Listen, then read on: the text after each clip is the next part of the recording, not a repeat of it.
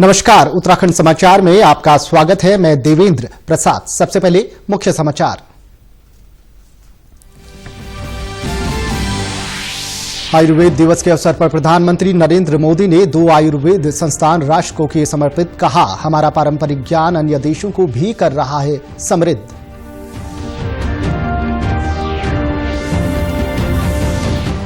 प्रधानमंत्री नरेंद्र मोदी की vocal for local मुहिम का बाजारों में दिख रहा है असर। त्योहारों में स्थानीय सामानों की जमकर हो रही है खरीदारी। मिट्टी के डिजाइनर दियों की खूब रही मांग। किसानों की आय बढ़ाने से जुड़ी योजनाओं में किसी भी तरह की ढिलाई बर्दाश्त नहीं। कृषि मंत्री सुबोध उनियाल ने कहा, खेती को स्वरोजगार से जोड़ने की है कोशिश।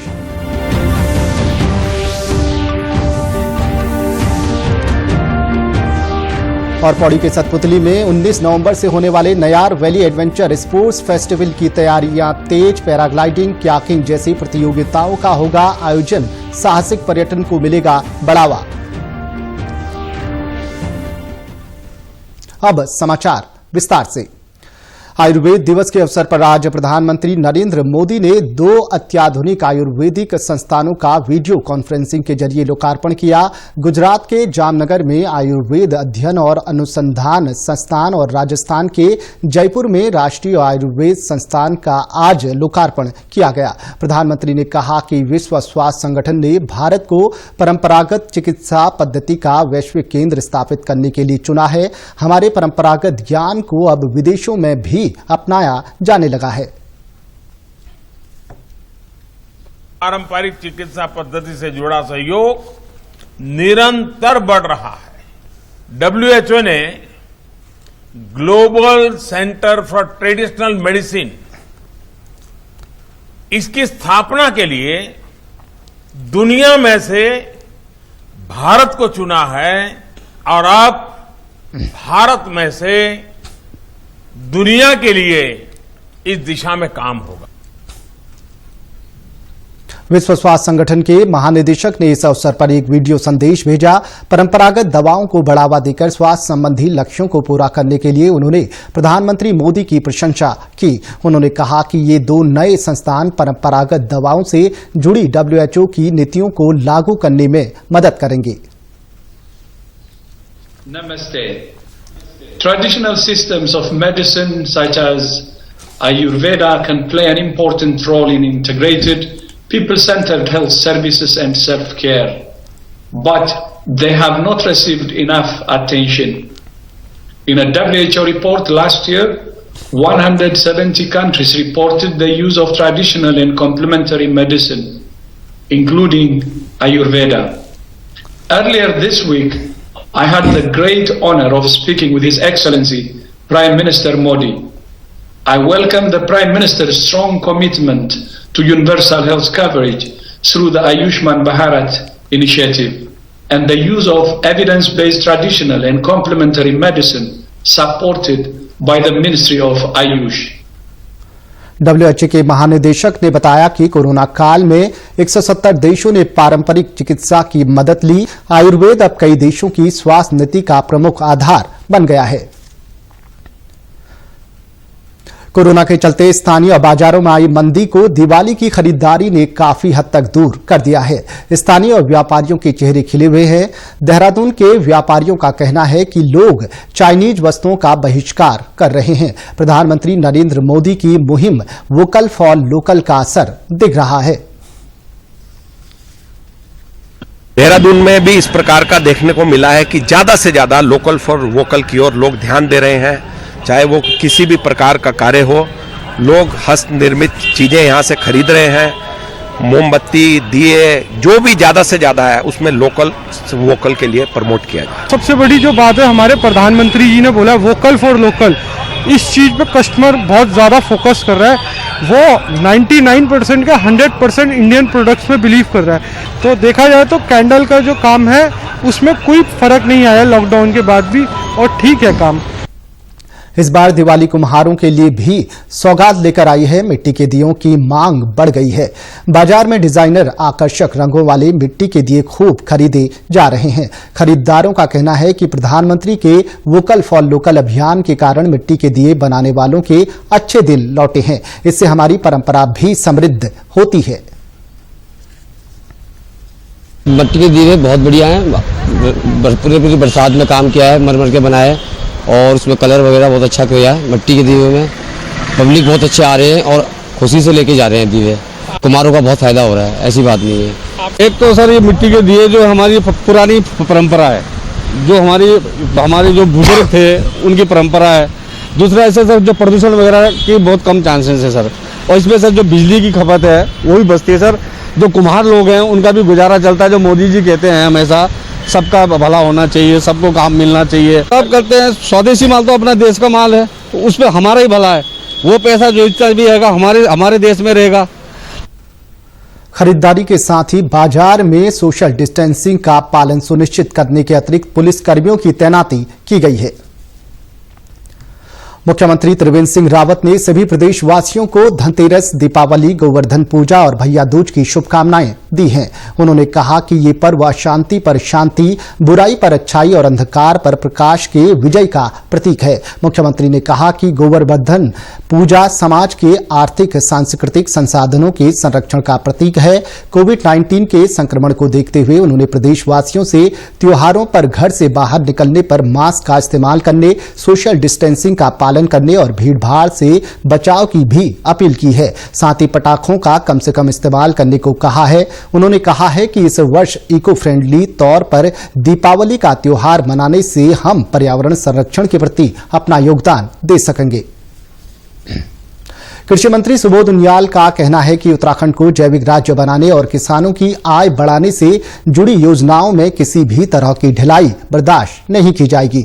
उन्होंने कहा कि परंपरागत कृषि विकास योजना में धीमी गति से कार्य हो रहा है। संबंधित एजेंसियों को इसमें सुधार करने के निर्देश दिए गए हैं। मुख्य कृषि अधिकारी और मुख्य उद्यान अधिकारी को अपने क्लस्टरों में जाकर कृषि कार्यों का मूल्यांकन करने को कहा गया है। वे अपनी रिपोर्ट कृषि विभाग के निदेशक को सौंपेंगे। सुबोध उनियाल ने कहा कि कृषि को स्वरोजगार से जोड़ने की कोशिश की जा रही है। सरकार की योजनाओं का फायदा आम आदमी तक पहुंचाने के लिए कई सुधार किए गए हैं।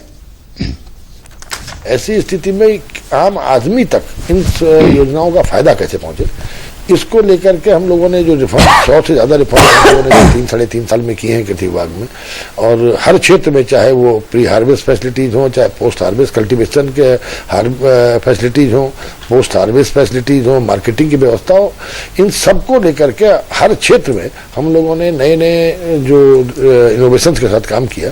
और मुझे खुशी भी है कि इस राज्य में जहाँ पर 65% लोग कृषि पर आधारित हैं, उन लोगों की रुचि कृषि के प्रति बढ़ी और इस समय तमाम नौजवान, पढ़े लिखे नौजवान भी एग्रीकल्चर क्षेत्र में आकर के काम कर रहे हैं। पौड़ी के सतपुली में 19 से 22 नवंबर तक Nayar valley adventure sports festival 2020 का आयोजन किया जा रहा है। साहसिक खेलों को बढ़ावा देने के उद्देश्य से उत्तराखंड पर्यटन विकास परिषद पहली बार नयार घाटी में एडवेंचर स्पोर्ट्स आयोजित कर रहा है। पौड़ी के जिलाधिकारी धीराज सिंह गर्बयाल ने बताया कि 3 दिवसीय प्रतियोगिता के पहले दिन पायलट एयर शो का प्रदर्शन करेंगे। इसके बाद राष्ट्रीय पैराग्लाइडिंग प्रतियोगिता लेंसडॉन से लेकर पौड़ी तक एमटीबी बाइसिकल रैली की जाएगी। बीएसएफ की टीम क्याकिंग के हैरत अंगेज करतब दिखाएगी। पौड़ी की पैराग्लाइडिंग प्रतियोगिता के लिए अब तक 70 से अधिक पायलट पंजीकरण करा चुके हैं। बाइसिकल रैली के लिए 30 प्रतियोगियों ने रजिस्ट्रेशन कराया है। इनमें नेपाल और हिमाचल प्रदेश के राइडर्स भी शामिल हैं। ट्रेल रनिंग के लिए 25 पंजीकरण हो चुके हैं। स्पोर्ट्स फेस्टिवल का शुभारंभ मुख्यमंत्री त्रिवेंद्र सिंह रावत करेंगे। पर्यटन मंत्री सतपाल महाराज भी इस अवसर पर उपस्थित होंगे। 22 नवंबर को प्रतियोगिता के समापन समारोह के मौके पर पुरस्कार वितरण के साथ सांस्कृतिक कार्यक्रमों का भी आयोजन किया जाएगा। पर्यटन सचिव दिलीप जावलकर ने कहा कि पौड़ी की तर्ज पर अन्य जिलों में भी इस तरह के साहसिक खेल आयोजित किए जा सकते हैं। इससे कोविड के दौरान प्रभावित पर्यटन को भी रफ्तार मिलेगी। त्योहारों के समय देहरादून में कोरोना संक्रमितों की संख्या में इजाफा हुआ है। देहरादून के जिलाधिकारी आशीष कुमार श्रीवास्तव ने कहा कि पहले से ही इसकी आशंका जताई गई थी। बाजारों में भीड़ बढ़ रही है, साथ ही पर्यटकों की आवाजाही भी बढ़ी है। पर्यटकों के संपर्क में आए लोग भी संक्रमित हुए हैं। 5 दिन पहले औसतन 75 मरीज हर रोज आ रहे थे, जो इस समय बढ़कर 150 हो गए हैं। जिलाधिकारी ने कहा कि अस्पतालों में पूरी व्यवस्था है, कोविड टेस्ट की संख्या भी बढ़ा दी गई है। लगभग 2000 टेस्ट पर डे कर रहे हैं और ये टेस्ट नंबर लगातार इंक्रीज ही किए जा रहे हैं। बीच में ऐसी एक बात आई थी कि केसेस इस वजह से कम हो रहे हैं क्योंकि टेस्ट कम है, ऐसा कुछ भी नहीं है। कंटिन्यूअस टेस्ट के नंबर जो है बढ़ाए जा रहे हैं और ये टेस्ट जहां शुरुआत में मार्च के महीने में हम 10 या 12 टेस्ट किया करते थे, आज 2000 टेस्ट पर डे किया करते हैं, तो ये नंबर काफी बढ़ा है। देहरादून में मार्च से अब तक 1,76,000 से अधिक कोविड टेस्ट किए जा चुके हैं, जो जिले की आबादी का 10% है। देश और राज्य का औसत भी तकरीबन यही है। देहरादून में इस समय 4 कंटेनमेंट जोन हैं। जिलाधिकारी ने बताया कि कोरोना से हुई मौतों का ऑडिट भी किया गया है। ज्यादातर मौतें उन लोगों की हुई हैं जो अन्य बीमारियों से भी पीड़ित थे। अभी तक हमारे यहाँ जो टोटल डेथ्स हुई हैं उसमें जो 621 डेथ्स हैं, इनमें से 498 का डेथ ऑडिट किया जा चुका है और इन 498 की डेथ ऑडिट में टोटल जो सिर्फ और सिर्फ कोविड की वजह से डेथ हुई हैं वो 84 डेथ्स हैं, 84। बाकी जितनी भी डेथ्स हैं हमारी 365 के आसपास जो डेथ्स हैं, ये मृत्यु कोमॉर्बिडिटी की वजह से है, क्योंकि ऐसे पेशेंट्स को कोमॉर्बिडिटी की शिकायत थी, वो किसी और बीमारी से भी हॉस्पिटल में एडमिट हुए और उसके बाद कोविड पॉजिटिव आने के बाद उनका निधन हुआ। देहरादून प्रशासन ने कोविड से जुड़े हेल्थ वर्कर का डाटा भी अपडेट किया है। प्रशासन ने लोगों से कोरोना के प्रति सावधान रहने की अपील की है। उत्तराखंड वन विभाग इस वर्ष दिसंबर से गुलदारों की गिनती करने जा रहा है। इससे पहले वर्ष 2008 में गुलदारों की गिनती की गई थी। राज्य में वन्यजीवों के हमलों की 80% से अधिक घटनाएं गुलदारों से जुड़ी हैं। गुलदारों के लगातार हमलों को देखते हुए स्थानीय लोग ये मानते हैं कि इनकी संख्या में भारी इजाफा हुआ है। गुलदारों की वास्तविक संख्या और सर्वाधिक घनत्व वाले क्षेत्रों का पता चलने पर इनके हमले को कम करने की नीति बनाना भी आसान होगा। वन मंत्री डॉक्टर हरक सिंह रावत ने बताया कि कैमरा, ट्रैप और पंजों के निशान जैसे तरीकों से दिसंबर से गिनती की प्रक्रिया शुरू हो जाएगी।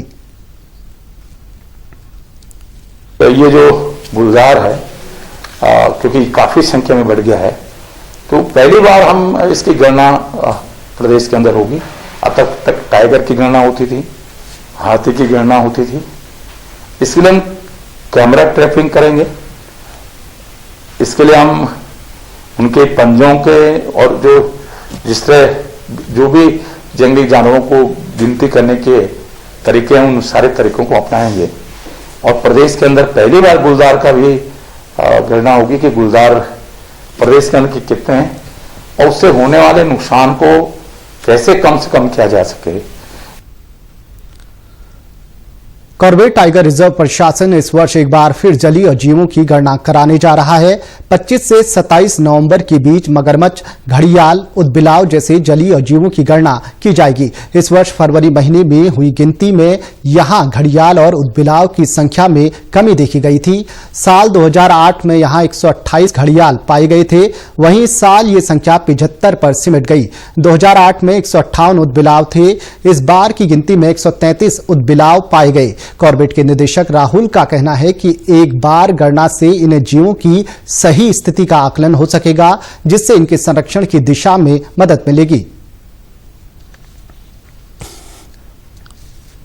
इसी वर्ष हमने फरवरी माह में जलीय जीवों की गणना की थी, जिसमें मगरमच्छ की संख्या में बढ़ोतरी हुई थी, परंतु जो घड़ियाल और ऑटर्स हैं उनकी संख्या कम आंकी गई थी।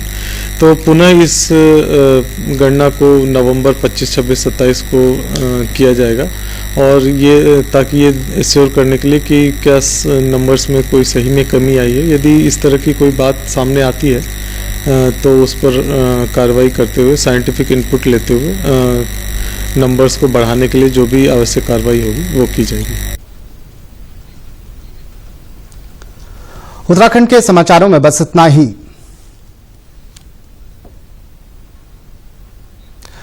उत्तराखंड की खबरों के लिए आप हमसे सोशल मीडिया के माध्यम से भी जुड़ सकते हैं। हमारा ट्विटर हैंडल है DDNews_देहरादून, हमारा फेसबुक पेज है DD न्यूज उत्तराखंड और हमारे YouTube channel DD news Uttarakhand को भी आप सब्सक्राइब कर सकते हैं।